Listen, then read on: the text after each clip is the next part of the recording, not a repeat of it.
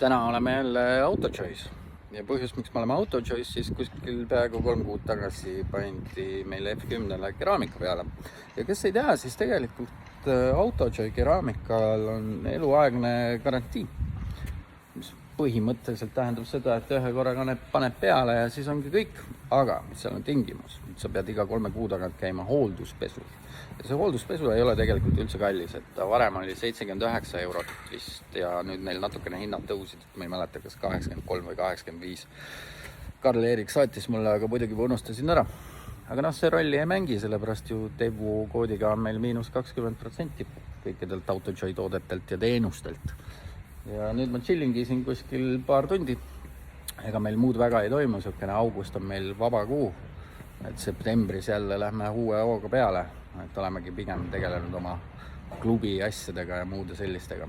Seega tuleb mõne keraamika peale.